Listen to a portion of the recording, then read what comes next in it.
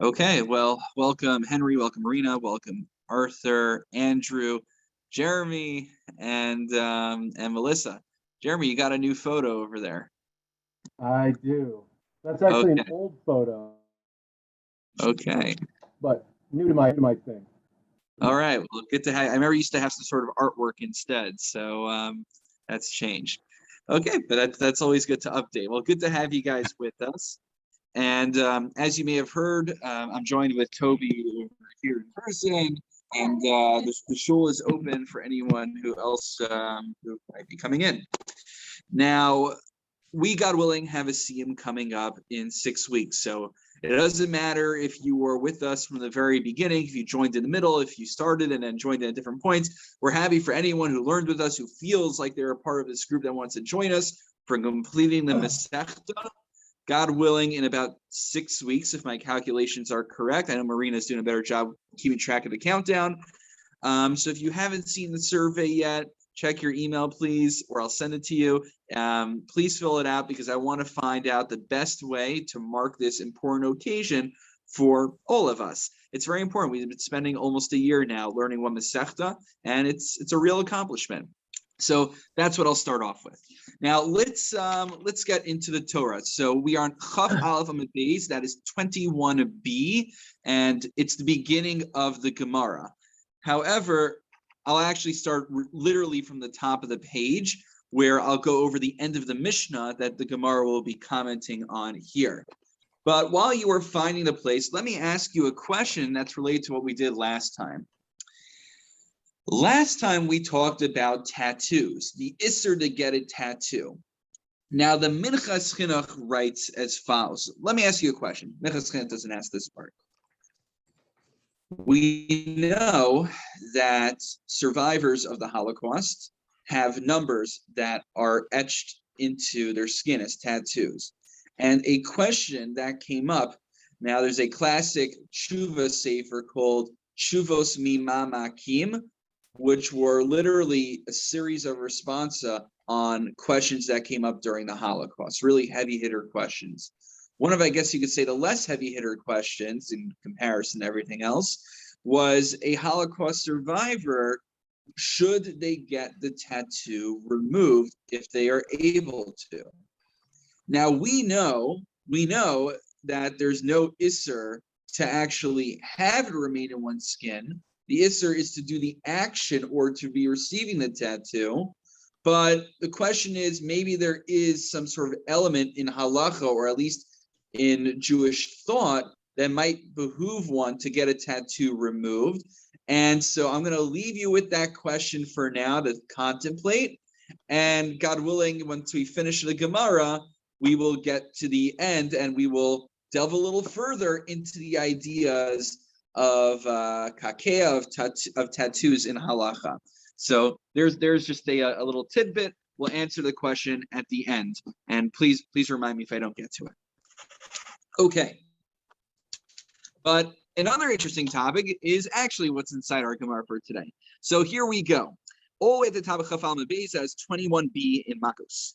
Yesh chorish telem echad. So Henry, I know this is your favorite case, by the way. Which is, how can I violate like as many isurim as possible by doing one action? So the rabbis, they were having fun, and they said, let's see how many times can we make someone violate an isur in just one action? Yesh chorish telem echad v'chayv la mishum shmona lavin. You can have a person literally just does one maisa, one action of plowing a field, and he can incur 8 lavin. I was about to do 8 lavin like this, but I realized I need to go like this. 8 lavin, 8 isurim all at once. How would that happen? So the Mishnah says, Hachorish b'shor v'chamor. You are plowing with an ox and a donkey together. That's prohibited, straight out in the Torah. V'hei mukdashin. They are consecrated to the Beis HaMikdash. We learned about this. Those who are with us for daily Mishnahs, we learned about something called Me'ilah. Me'ilah is basically you're taking something that's consecrated to the temple and you use it for yourself. That is stealing from the temple. It's a special prohibition of Me'ilah. Number 3, uklayim bekerem. Number 3, there is klayim. you have the grape seed with wheat and barley. It's all mixed together. That's klayim. Uba shvius, and it's during, like right now, the Shemitah year, the 7th year. How relevant? It's during a sabbatical year where you're not allowed to work the field. V'yom tov, and it's a holiday. On a holiday, it's prohibited to work the field. Also, it's choresh. V'kohen, the guy is a kohen. V'nazir, and he's a nazir. Both people who are not allowed to become in contact with a dead body. And they're walking with Vesat Tumah. They're walking in this field. There's people buried. They are contracting Tumah. So all of those different things together, I may have lost track of my count, but that comes to 8 different violations all in one action.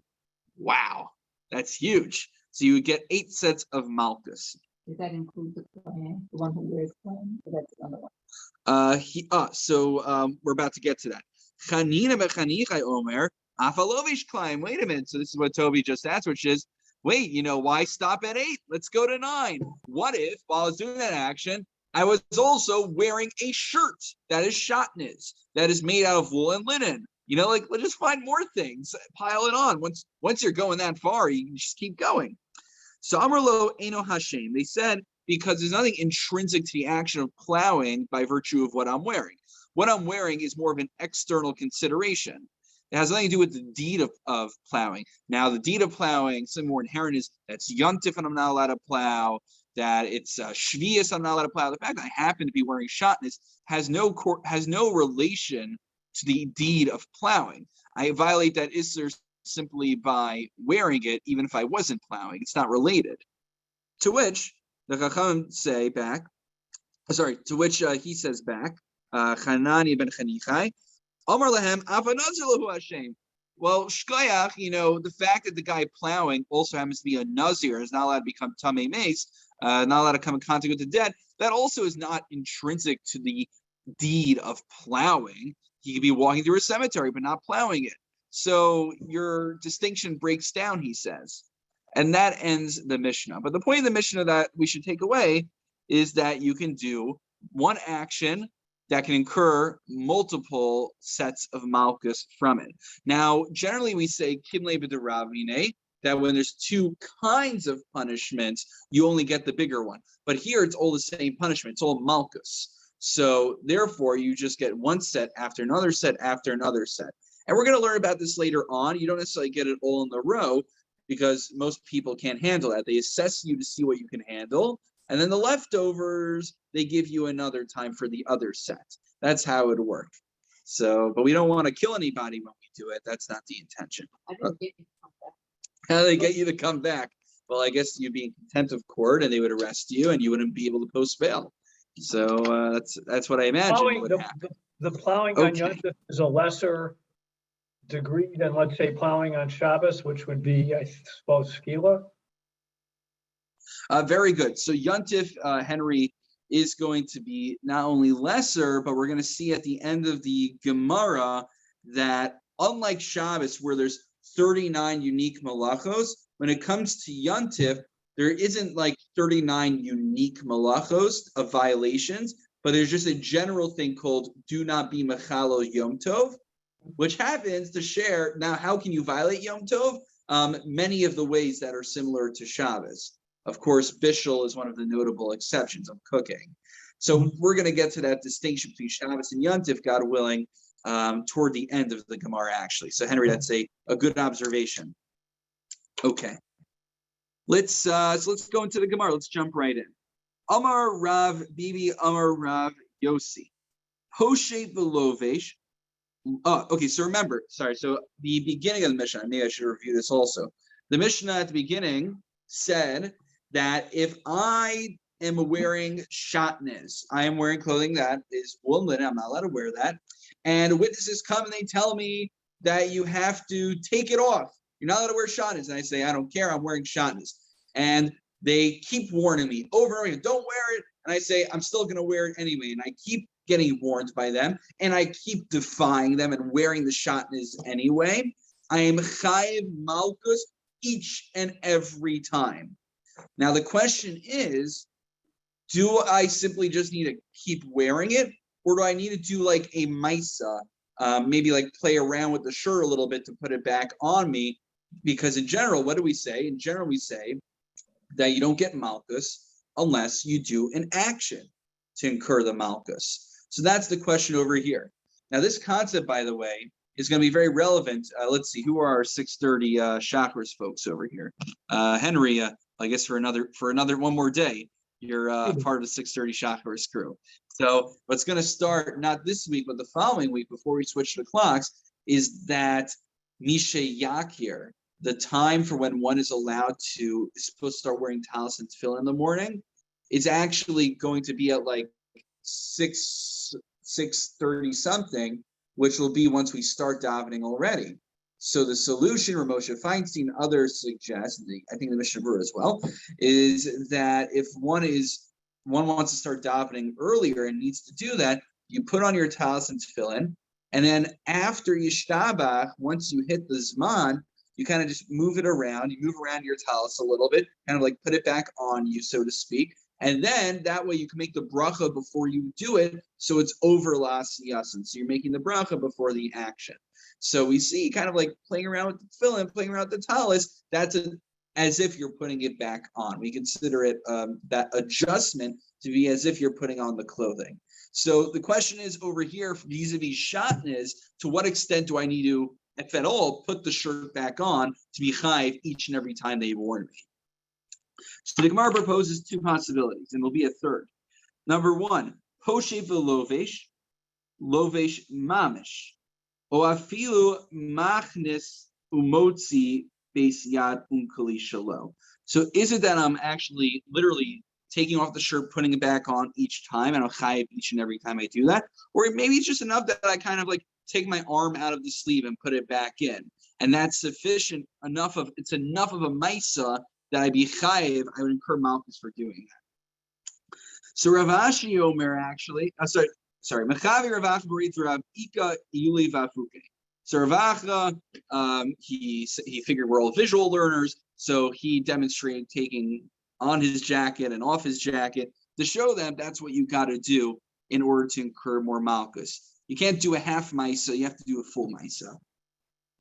However, we have a third opinion. Rav Ashi Omer, Afil Losha Elkidei Livshot Lilvosh Chayev. Rav Ashi says, even if you didn't do a mice at all, literally all you did was you stood there and you left it on you passively, that's still enough to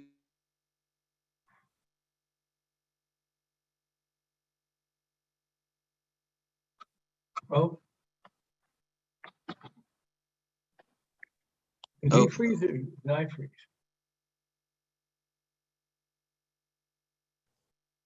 I think it's Rabbi's connection. I thought it was mine. Okay, yeah, this what happened last week a couple times in there. Hello? Are we back on? Yeah, you're There back. you go. Yeah. You know what? I switched on to the Wi-Fi. I actually got access to, they gave me a special router in here to use. So I'm on that. It should be good for going forward. Okay. Did I get cut off somewhere, or did I finish a thought before it logged off? Where did you lose me? You were just finishing explaining Rav Ashi, the third opinion. Okay. Yes, Rav Ashi has this chiddush, this novel idea that even just to leave it on my body, that's enough in order to incur malchus. So I would need to, I haven't looked into it, but I would just conjecture on the spot. We're going to talk about this momentarily. In general, we assume that a lav she'ebo ma'isa ein lo k'melav, if you do a sin, but you don't actually do the sin, you just passively commit it by doing an inaction, by not doing anything, you don't get malchus, you don't get lashes for that. But here, this seems to break the paradigm. Rav Ashi's saying is, even if all I do is passively leave the shot as my body, that's enough. Now, one suggestion is that he doesn't disagree with that general rule, but what it's saying is, I actually did do an action. When I initially put the shatnez on me, that was the maisa. And therefore, we could conceptualize this as every moment I leave it on, going forward, and I get warned each and every time I get more Makkos, while I didn't do an action at that moment, the way it got on my body initially was me putting the shatnez on. What would the nafkamina be? If someone forced me to wear shatnez, they put it on me against my will. I didn't do anything, and then you warned me to take it off. While perhaps I should take it off halachically, I'm not allowed to continue wearing it, it would not be enough to give me malchus, perhaps.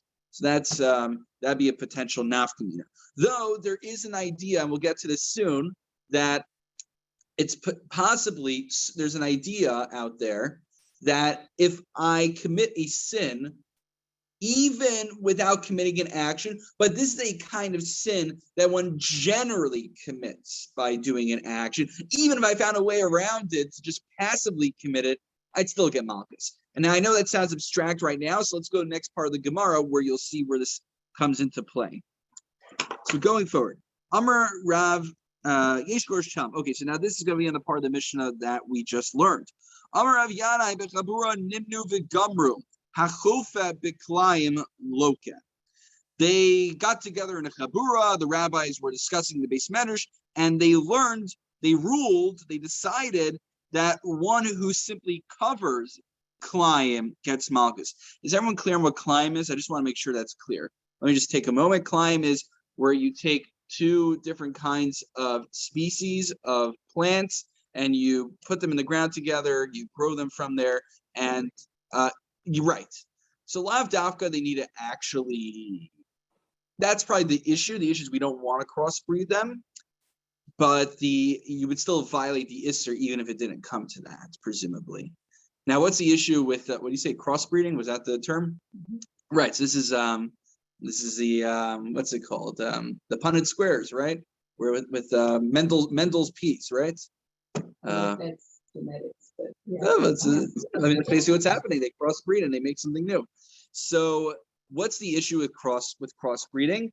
There's different opinions, but Rabbeinu Bechai, remember we talked about Rabbeinu Bechai when we're talking about the issue of cross-dressing a week or two ago? So Rabbeinu Bechai said, what's the issue of cross-dressing? So not cross-dressing, of a man using a razor to take off all of his facial hair, which is related to the same issue as cross-dressing. He says because Hashem created Maisa Bereshis a certain way, Hashem created the world a certain way, and you going ahead and disrupting the natural order is basically being contrary to God's will. So Rabbeinu Bechai posited that over there. He's very unique. Not many of the other commentators say that. And over here as well, when it comes to crossbreeding, he suggests the same thing, that one is uprooting, one is contradicting the way God created the world. So you don't necessarily have to resonate with you, but it's just interesting to see he's consistent in how he explains these different prohibitions. So like we're not allowed. So that's the difference. We're not allowed to crossbreed, but there's no isser to benefit. So if a guy goes ahead and does it, there's no reason that. Israel, they can't grow things like that.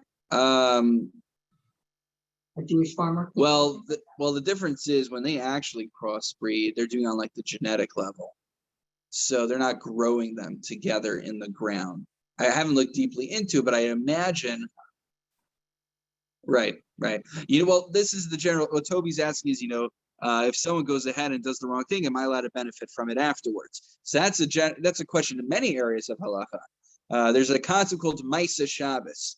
Apparently, in the men's WhatsApp group today, there was like all hell broke loose. Someone asked about. I think it started yesterday. Is anyone else in the men's WhatsApp group? Is it just me who saw it? Basically, what happened was someone asked a question about a hechsher, and then someone said it's not good. And so I was like, who were you to say it's not good? We should get the rabbis. Oh, no, we shouldn't get the rabbis involved. And I was like reading through this whole thing. But one of the reasons people are concerned about going to whose house and who keeps kashrus or who keeps Hilchos Shabbos is because if someone doesn't keep Hilchos Shabbos, they take an uncooked piece of meat and they put it in their frying pan or in their oven on Shabbos day. I don't think anyone does that. I'm just giving a very extreme example. Just nothing cooked at all, and you just like turn on the fire, you heat on Shabbos. So I'm not allowed to benefit from that. That's called Maisa Shabbos. There's things in halacha I can't benefit from if someone does another isser. So the question is, you're asking about client. That's a good question. You know another good example of it that I always like to say somewhat in jest. In the yeshivish community, you're not allowed to listen to any non-Jewish music in general. Even it could be something like Johnny Cash. You can't listen to it. Just categorically, it's problematic. But during Sphere in the 3 weeks, there's these a cappella groups that have taken non-Jewish tunes from pop music and they apply it to Jewish words. During Sphere, one of my Rosh Yeshiva once said for the same with movies also. During Sphere, it's only an Isser D'Rabbanan. So during Sphere, it's only Isser D'Rabbanan. Very good. I guess they're. I mean, it's in jest. I don't know. I always said, these people are like the Nashim and Aminadas. They're like dying on. They're like dying on the cross for us. They're going to absorb all of our sins because they went ahead and they sinned by listening to non-Jewish music. But now that they turned Jewish music and used non-Jewish tunes for it, now it's kosher. Who gave them the heter to go ahead and listen to the pop tunes with all the licentious words in it? I don't know. But once they did it, now it's mutter for everyone else. So when do we say yes? When do we say no? It's a good question, but that'll take us a little far afield. So let's. I don't even know how we got there. Oh, climb. That's how we got there. Okay, that was relevant. So let's get back to the Gemara. Amar Rav Yanai. So we said someone who covers climb with dirt. So the chiddush is as follows. What's the novelty? You didn't even put it there. You didn't plant it there, but you just covered the climb with dirt. That's enough to make you liable. Amar Lehen Rav Yochanan. Rabbi Yochanan said, why do I need you guys to tell me that? La Mishnah Seinu Hizo? Is this not an explicit Mishnah? You guys get which Mishnah he's referring to? It's our Mishnah. There is a guy who can incur 8 punishments for one action of plowing.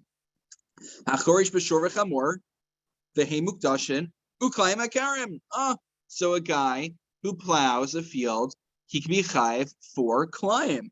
Wait a minute. How can one be chayiv for plowing a field in terms of climb? Usually you plant climb, and that's how you're chayiv. So hayachoresh to mechayiv mishum climb hechi mishkachas la lab de michsi badi da azel. What's happening? It's like the snowblower effect, right? When you suck in the snow, it shoots it out to the right. So essentially, while you're plowing, you're digging, you're throwing the dirt over to the next furrow over there, and then it covers up the climb in there and helps it grow. So that's how one would be chayiv. So Rav Yochanan says, why do I need you guys to tell me that covering climb is enough to make you chayiv? I know that on my own already from the Mishnah before you guys came along. Amar le Rav Yana, gives Rav Yochanan a little pinch on the cheek. He says, but really, had I not removed the shard that was in your way, would you have found the jewel that was lying under it? It's a great line, right? He's saying had I not told you this halacha, you would not have known to infer it from the Mishnah. It's only once I put this halacha in your mind were you able to then come back to this Mishnah and find the halacha implied within there.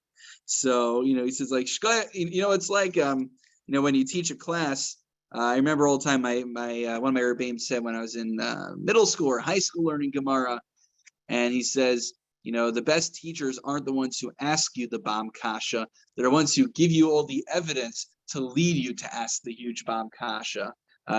About a Bam Kasha. So Kasha is like a question. So it's a Bam Kasha. That's what we call it. It means a really good question.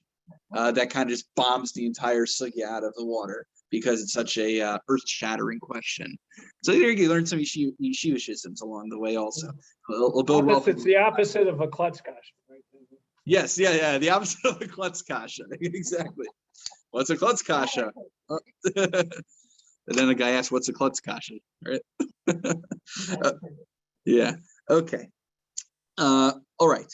However, Amarle Reish Lakish Rav Yochanan, Ilav de Kilosach Gava Rabba, Hava Mina Masnisan money, Rabbi Kiva, he Damar Kaim Klaim Loka.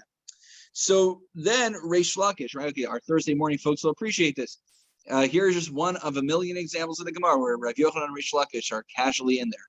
In our Thursday morning Agadata class, we did the Agadata, which I included in my sermon, I think 2 weeks ago, about Rav Yochanan and Reish Lakish, how they met each other and how eventually their relationship fell apart. So I was explaining that in that Gemara, it leaves out all the years in between where they were handling in Gemara. So here's just one of a million examples where it comes up. So there you go. So what does Reish Lakish say? Had Rav Yanai, the great man Rav Yanai, not said so, I would have thought the Mishnah was in accordance with whom?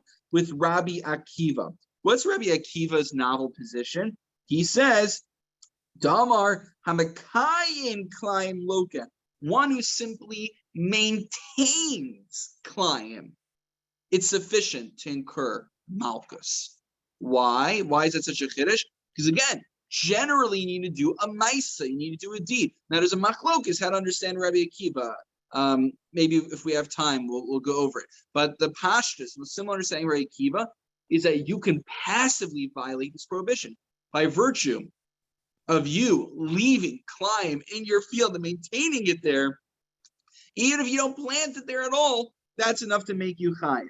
Now, Reish Lakish says, I would have thought that our Mishnah was implying that you could dig the field, and even if you don't plant, you'll still be chayiv for keeping the Klaim, maintaining the Klaim over there by digging the field. I don't know, maybe turning around the dirt and the nutrients is part of the maintenance of it if you need a maisa.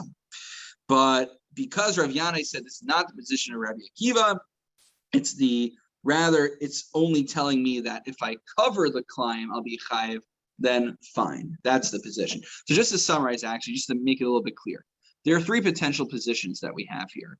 Either the most conservative position is that I'm only chayiv for the isser of Klaim when I plant the Klaim. The intermediate position is that I still need to do something. I need to do some form of an action. It doesn't need to literally be planting, but covering it. Even if I didn't put the seeds there, is sufficient to incur malchus. And then the third, the most the most stringent opinion actually would be that Rabbi Akiva, that even if I don't come in contact with the Klaim, I just leave it there, I maintain it there in the field, that's enough to incur malchus, to get punished for dealing with Klaim. Those are the three possible positions. We said that the Mishnah cannot be adopting the most conservative position, because in the most conservative position, it says you have to literally plant it. The Mishnah doesn't talk about planting, get I'm chayiv for Klaim. So it's one or the other. It's either telling me the huge chiddush of Rabbi Akiva, that just maintaining it's enough to make me chayiv, or it's saying you need to do some action, and the action of covering is what makes you chayiv. And that's what Rav Yanai is coming to tell us. Don't think it's adopting the position of Rabbi Akiva, but rather the intermediary position that one is chayiv. Welcome, Melissa. That one is chayiv when they cover Klaim, even if they don't plant it, but you still need to do something more than just maintaining it. And the Gemara spells that out over here. My Rabbi Akiva. Where do we see the position of Rabbi Akiva spelled out? The Tanya, I have in the following brisa.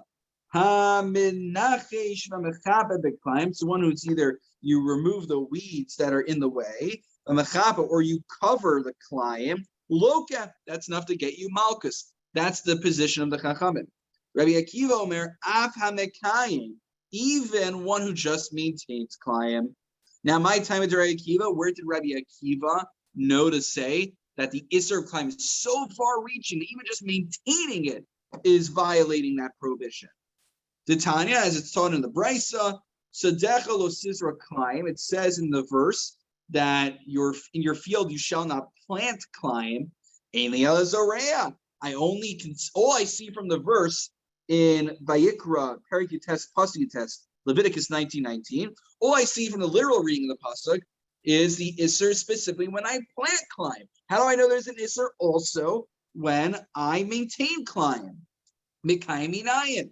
Talmud Lomar, look how he reads the Pasuk. If you guys have the Pasuk on the side, take a look. In the Pasuk, it would read as follows.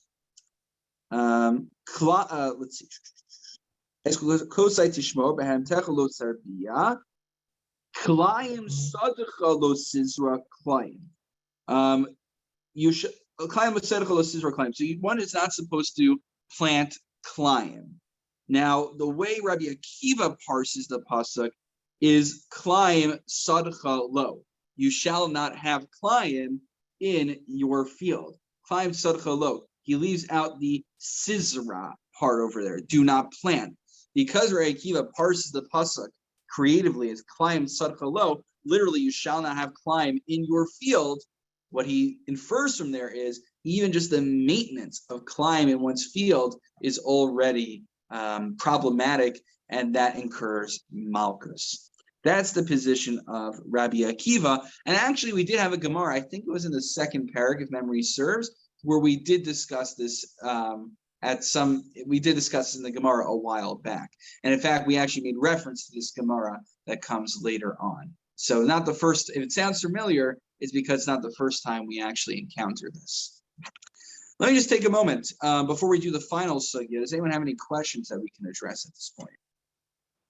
Rabbi, it's not so much a question, but it is an observation. I think it's interesting the Rabbi Akiva's view of that, because it's a prohibition against this willful passivity, because you have to work the field.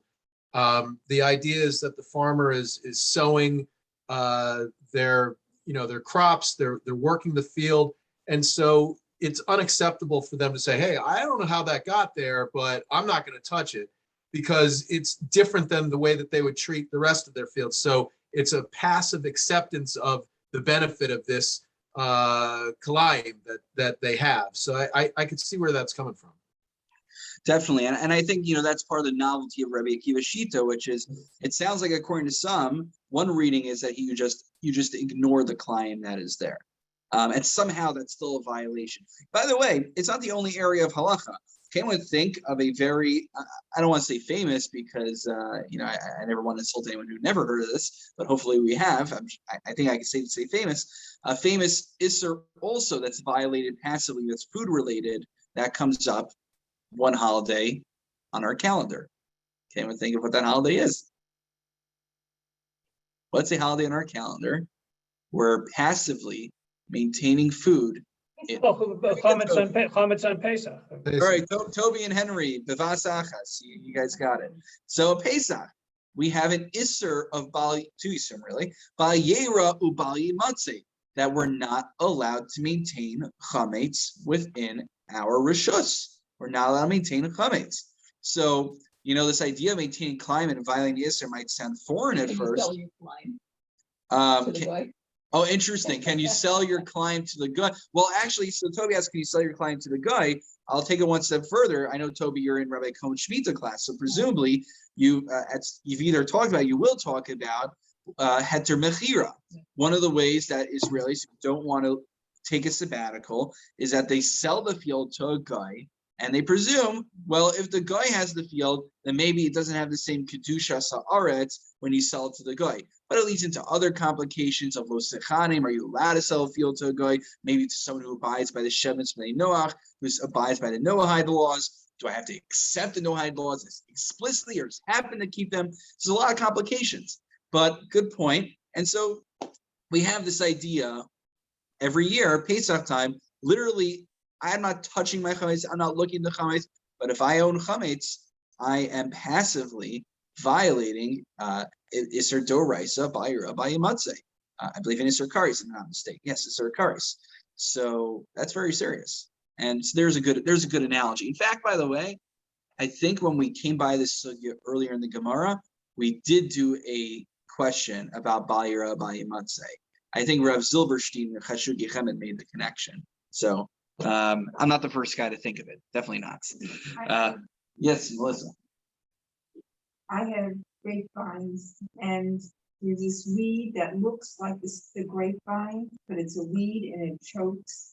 It gets in the way of the grapevine. Yeah. And you confuse which is which. Wow. And to me, that is Hawaiian. That's fine to you. And it's a big deal that I go out as often as I can and pull it before it. Well, that's actually, so Melissa, the process you refer to is menachish, which is taking out the weeds. So actually the process you're describing was mentioned here in the Bryce and the Gemara. So very good connection there. But don't worry, you're not being over the Isser climb. Okay.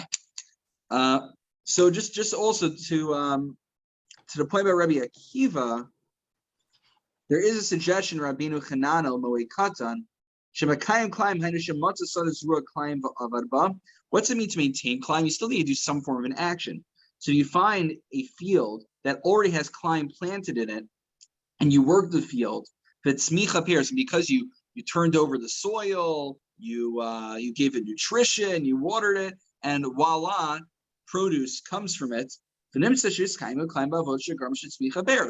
You have violated climb by growing climb in the field. I didn't plant the climb. I didn't cover the climb, but I maintained the field. And so actually some Rishonim suggest that even according to Rabbi Akiva, who seems to have this very novel position that I could passively violate climb, no, even according to Rabbi Akiva, notice how he says the word Mekayim. Mekayim is still an action. What's the action? The action is I'm maintaining the field. I didn't put the climb there, but maintaining a field that has climb in it, I violate the Isser. So maybe not as huge of a chiddush as the Isser of Chametz on Pesach. Something to think about. Okay, let's get to the conclusion of the final sugya in our Gemara, and then we'll come back to the question about does a Shoah survivor, would there be a reason for them to get their tattoo erased or not? Okay. And then Henry, this gets to the Shabbos and Yontif part that you're asking about now. Amrle Ula li Rav Nachman. So Ula asks Rav Nachman as follows. Wait a minute. Why, we were just talking about planting the whole time here. Wait a minute. Why does the Mishnah only say I'm chayiv for plowing on Yom Tov? Why didn't it say also, especially now that we just learned that covering up the seeds is essentially planting the climb there. That's essentially what I'm doing. Why am I not also chayiv for planting on Yom Tov? Why does the Mishnah only say I'm chayiv for digging on Yom Tov, for plowing the field? Apparently, I'm also planting while I'm doing this action. So there should really be 9 prohibitions, at least, that I violated in the Mishnah. Not just plowing, but also the Isser of planting. Samarle, ton of a shear. What's the first answer? Our knee-jerk reaction? He was just giving a few examples. He left out a few. Don't be so pedantic about that. Amarle, Tana Katani Shmona, Ba'atam or ton of a shear? What are you talking about? The Mishnah explicate said Dafka 8 prohibitions, 8 violations. If he wasn't being precise, he wouldn't have specified 8 violations. Amar Rava, yesh chiluk malachos b'shas, yesh chiluk malachos b'yontif. What's the difference over here? There's a reason the Mishnah said, by the way, yontif as opposed to Shabbos, right? You would think the most natural thing to say when we're talking about the Isser Malacha is talk about violating Shabbos. We talk about someone being Shomer Shabbos. Generally, we don't talk about someone being Shomer Yom Tov. We assume someone who's Shomer Shabbos also is Shomer Yom Tov. You don't get Makkos for violating Shabbos. You get worse. Right. Oh, okay, right. Okay, so that's also a good point. So Toby's saying is right, because you're getting put to death for working on Shabbos. That's why the Mishnah wouldn't pick it. Makkos can't get put to death. Right. So Kim Leibit Rabbi. Right. Very good, Toby. Right. Good point. So that I believe is the real reason it's not in there. But also what fits in with the numbers in the Mishnah is that Yom Tov, unlike Shabbos, yesh chiluk malachos b'Shabbos, yesh chiluk malachos b'Yom Tov. Whereas on Shabbos, there are 39 distinct violations of each malacha. On Yom Tov, there's just a general prohibition of thou shalt not violate Yom Tov. And then what are different ways that I could violate it? For the most part, it's the same ways I can violate Shabbos through most of the malachos. Now, there are exceptions to the rule. We have a concept, one's allowed to do malachos that are related to food preparation, to ochel nefesh. And we have a principle of mituch shehutzra l'tzorach achila hutra nami shelo l'tzorach achila. So the same way I can heat up hot water to have coffee or tea on Shabbos and on Yontif, so too, maybe I could take a nice piping hot shower in Yontif. That's a subject of a huge debate. But I'm a very big proponent of taking a hot shower on Yom Tov. So, what's the point of mono-orthodoxy if you don't have a few kulas like that? Okay. So, that'll be a shir at some point. That'll be a shir I should give at the shul. I know people who are greater than me have already probably addressed. I'm sure Rabbi Dratch at some point must have given a shir about it, and others. So, Maybe we need a refresher. Okay, so we'll put it on the list. We have a few new members. See, the issue with that shiur is that it was very good. I spoke at a shul in West Orange during Shavuos a few years ago. I gave this shiur, and people really were really excited to hear it. But some places you teach it at, and it's the opposite reaction. Like, wait, what's the havamina that I wouldn't be able to take a shower on Shabbos and Yom Tov? So I come in and I'm trying to say, guys, here's this huge kula that I was able to figure out to take a shower on Shabbos and Yom Tov. You're like, wait, I've been doing it not only on Yom Tov, I'm doing it on Shabbos also. So people can't appreciate the kula if you don't first appreciate why you wouldn't be able to do it. So that's the challenge sometimes. Okay. Now, so let's go forward. Amarle, Adotehi. What's Adotehi? No, you might be right. Isfei Abaye. Abaye questioned this distinction between Shabbos and Yom Tov. Is there really no distinction between is there really no such thing as multiple violations on Yom Tov? It's all just subsumed under one category of Chil Yom Tov. Vatnan. Well, it should really be, I think, Vatanya. There's different girsa. Yes, Vatanya. It's a Bryce, not a Mishnah. Vatanya. Hamavashal gid b'chalav. That's b'chalav. Someone who cooks gid hanasha, right? That's the sinew that you're not allowed to have in milk. Bi Yom Tov on Yom Tov va'achlu, and you ate it. Loke chamesh. You have violated 5 prohibitions. So follow this. 5 prohibitions. Loke mishum ochel gid. Number 1, you ate gid hanasha. Number 2, v'loke mishum avashal b'Yom Tov shelo tzara. You cooked on Yom Tov for something that you're not allowed to eat. In general, you're allowed to cook on Yom Tov when you could benefit from it. You're not allowed to eat gid hanasha, so you're not allowed to cook that. V'loke mishum avashal, and that's also, by the way, why one is not supposed to invite a non-Jew to their meal on Yom Tov. You want to have a non-Jew come on Shabbos, have as many non-Jews on as many Shabbos as you want. It's ironically, people dafka invite for Yom Tov many times, I find. But Yom Tov, there's an issue because since we're allowed to cook on Yom Tov, but one's only allowed to cook on Yom Tov because of the mitzvah of Simchas Yom Tov, of celebrating Yom Tov. But you're only allowed to cook for those who have a mitzvah of celebrating Yom Tov. If you have a non-Jewish guest there, you're not allowed to cook for the non-Jewish guest. So we're afraid you're going to cook extra, which you probably will. It makes sense if you have that non-Jewish guest over. Therefore, you're not supposed to invite non-Jewish guests specifically on Yom Tov. However, Shabbos, where you're not allowed to cook anyway, there's no reason why not. Now, are there heterim around there, ways around it? It doesn't apply the second day. Yes, so I remember you mentioned that last time. I mean, in general, this is like a shtick in general with the second day, and there's a debate if if this svara works. In the showering sugya, Toby says, what about the second day of Yom Tov? So in the showering sugya, there's like this idea, like on a 3-day Yom Tov, on the second day of Yom Tov already, it's only midrabanan at best. We keep it because of the sacred to Yoma. So maybe, look, if we're dealing with midrabanan, we get err to the side of caution, and the side of leniency. So maybe over here it's a drabana, it's a shvus to shvus, but then again, you need a tzorech. You need generally a good impetus to do it. It's generally not considered tzorech, a necessity, to invite my coworker dafka on Yom Tov. I'll have him over for Shabbos. So we'll have to look more into it. We'll put that on the docket for this year as well. Are there kids in here? Oh, is there NCS? I hear kids in there. Must be NCSY. Yeah. Okay. All right. And maybe Yaakov and Yali are running something now for NCSY. They have it during the week sometimes. Okay. Well, anyway, let's go forward. So remember, number 1, one's not allowed to eat gid hanasha. Number 2, one's not allowed to cook on Yom Tov shelo tzorech. Number 3, v'lo mishum avashal gid b'chalav.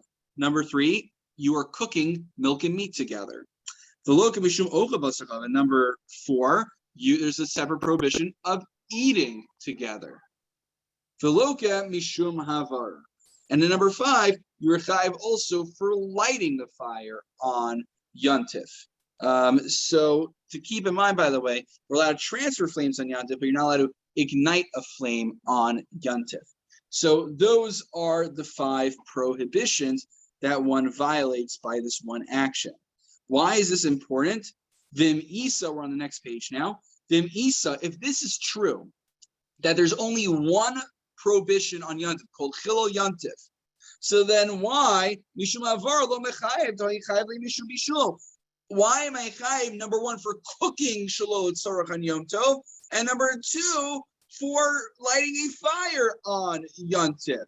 If there's only in truth one category of violation called Chilo Yom Tov, it does. If I am making a fire and also cooking at the same time, that's still just one prohibition called Chilo Yom Tov. If the Braisa here is specifying two prohibitions on Yom Tov, it must mean that actually Yontif, similar to Shabbos, also has the Malachos and is multiple prohibitions.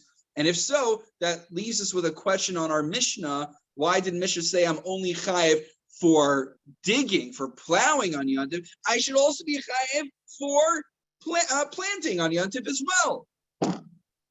That's the question of Abai. So what do we do when we have a tough bomb kasha like this? We learned a new vocabulary term tonight. That's what I did, by the way, a lot when I was at Ramaz for my year during my graduate work. So I was always so proud every time I taught the kids a new Yiddish term, and it's like all like the Syrian boys. They found it like to be the funniest thing. Like, what's Yiddish? Okay. Oh, I said a bomb kasha. That's he uses him for like a really tough question. But it's a positive. Okay, so what's the answer? What do we do when we have such a question like this? We change the girsa. That's what we change the text. So rather, we got the list wrong. Maybe instead of the isser of fire, rather it's the isser of Gid Hanasha of Nevela. The Gid Hanasha was taken from an animal that was not slaughtered correctly, did not get ritual slaughter. And that's what the fifth isser is. However, what we know about this list is that it should have two prohibitions that are related to eating and three prohibitions that are related to cooking. If you're going to say that the fifth prohibition is the prohibition of eating nevela, then that's three prohibitions related to the act of eating as opposed to two prohibitions. So that breaks down what we're told. So we're going to try another suggestion for what we could put as the fifth isser in place of havara. Rather, what's the issue? That you use wood from an ashera. What's an ashera? An ashera tree is an avodah zarah tree. They worship trees back then. So if you worship that tree, the tree is asur b'hana, right? This is a good example. Someone does something that renders something prohibited to me. Now they're not allowed to actually. Now you might think, by the way, you know what I should do? If I want to be a jerk, I'll just go over and worship somebody's house. Now he can't live in it anymore. So we have a general principle that you're not able to asur something that doesn't belong to you, just by declaring it avodah zarah. Otherwise, that'd be like the worst prank ever, right? But however, that's not good either. Why? Because really, there's two prohibitions included in this, and that would get us to six. Amar le Ravach Ravashi Lakinami Shum Lo Savi Soivel Beisaka. That'd be six prohibitions. We need five in our list. So finally, the Gemara concludes: Elahacha Mayaskinan Goshe Bishlu Ba'atze Hektish Basaros Mehacha Vashireim Tisravim Beish Lo Sasun Kain La Hashem Elokechem. Rather, what's the fifth isser? The fifth isser, we replace lighting a fire with the isser of using wood that was consecrated to the temple. That is hektish. And so that leaves us with five prohibitions. But why did we need to find a different prohibition other than havara? Because then we would have two distinct prohibitions on Yom Tov. We want to maintain that Yom Tov is just one isser of violating Yom Tov. You could do that in multiple ways, but still the same category, to explain why in the Mishnah I'm only chayiv once for violating Yom Tov for plowing and not additionally for planting in the same action. That's why we went through all of this. And that brings us to the conclusion of our Gemara. So let me just pause for one moment if we have any questions, and then I'll give you the answer to the question we started with in the Chashuki Chemed about whether a Holocaust survivor whether there would be an imperative to have the tattoo removed. Unfortunately, imperative.